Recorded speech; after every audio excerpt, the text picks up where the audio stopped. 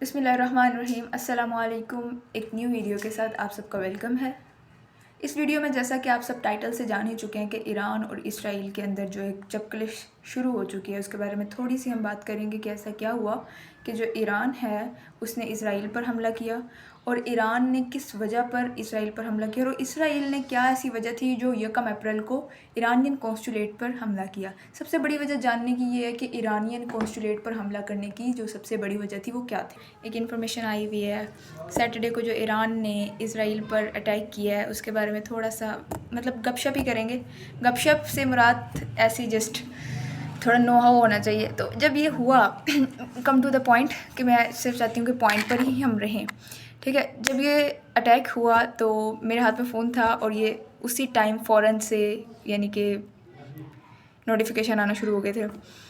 तो मैंने देखा कि यार ईरान की तो चलो जंग हुई है, सॉरी इसराइल और फ़लस्तीन की जंग तो चल ही रही है, तो ये ईरान को क्या कीड़ा काट गया था, इसने भी जाके अटैक कर दिया। मैंने कहा यार मतलब सीधा सीधा मुसीबत में मुंह दे देना।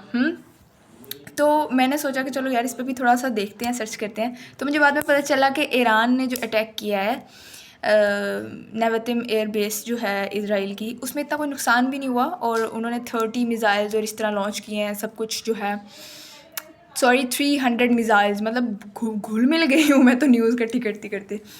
तो उसमें हम ये देखेंगे कि जो ईरान है उसने इसराइल के अटैक पर एक रद्द-ए-अमल दिया है, ठीक है।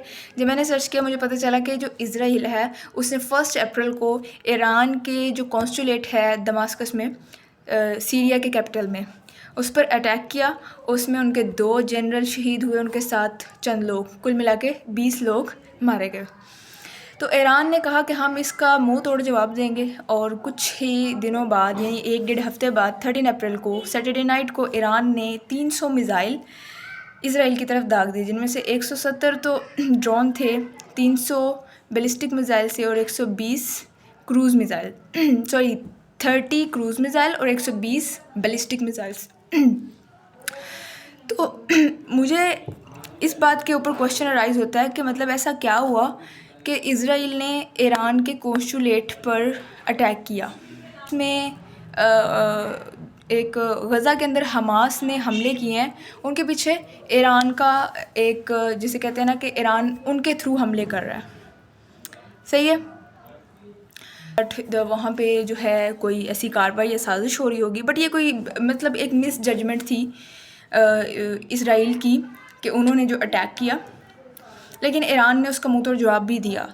अब बात यहाँ पे आती है कि इसराइल जो है वो फिर ये कह रहा है कि मतलब हम आपको बताएंगे। अब तेहरान के मतलब जो इसराइल का कैपिटल है, ईरान का कैपिटल है तेहरान। इसराइल ये कह रहा है कि अब हम आपको इसका मुंह तोड़ जवाब देंगे। मतलब क्या मुंह तोड़ जवाब देंगे?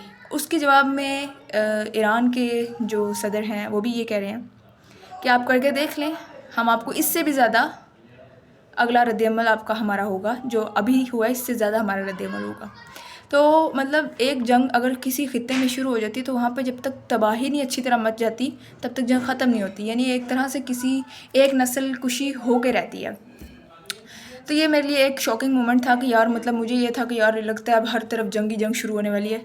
तो मैंने इसको ज़रा स्क्रॉल किया और इसके बारे में ज़रा इन्फॉर्मेशन हासिल की। तो मुझे पता चला कि पहले इसराइल ने अटैक किया, फिर ईरान ने अटैक किया, हिसाब बराबर किया। बट अभी तक क्वेश्चन यहाँ पर अराइज़ है कि इसराइल ने क्यों अटैक किया। उनकी मिस जजमेंट थी, अंडरस्टैंडिंग थी, जो कुछ भी था, मतलब